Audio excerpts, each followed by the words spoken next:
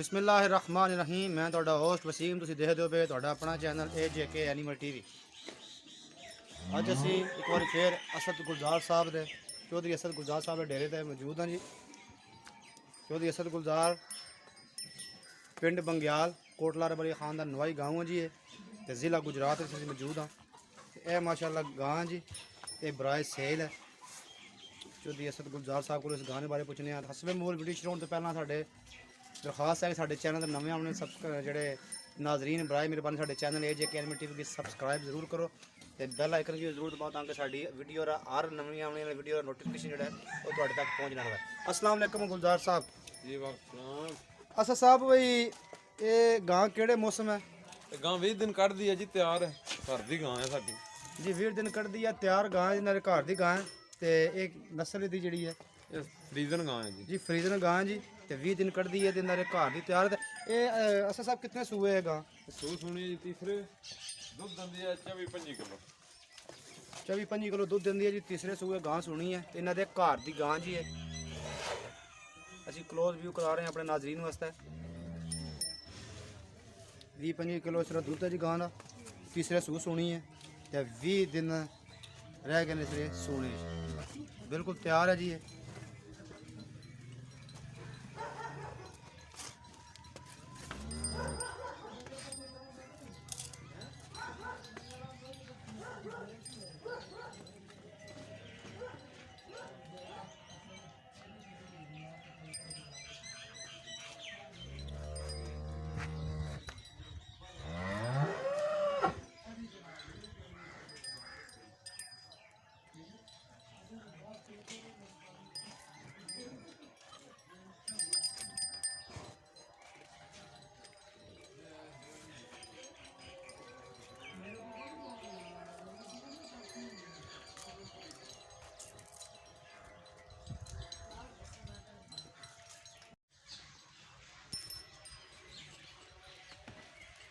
पानी जान दी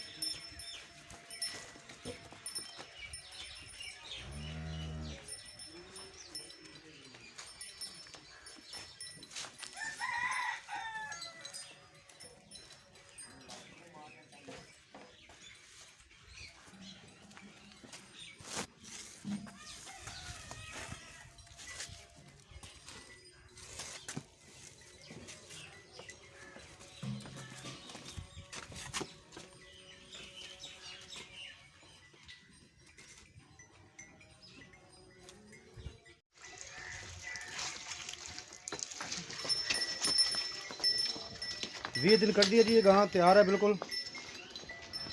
तीसरा सूआ इसने सूना होना। तो असद साहब इसकी डिमांड कर रहे हैं 2,30,000 रुपया।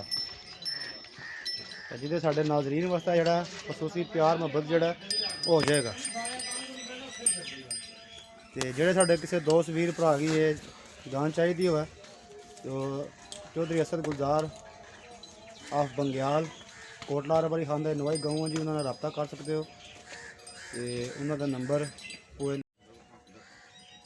असद गुलजार साहब का नंबर है जी 0301 62 523। ये जी असद गुलजार साहब का नंबर है। तो जोड़े साढ़े दोस्त वीर भरा इस जानवर को लाइक कर दें और चौधरी असद गुलजार साहब का रब्ता कर सकते हैं। अपना बहुत बहुत ख्याल रखो, अपनी दुआओं सानू याद रखो। इंशाल्लाह बहुत जल्द असीं अपने नाज़रीन वास्ते एक नवी वीडियो में हाज़िर होवांगे। खुदा हाफिज़।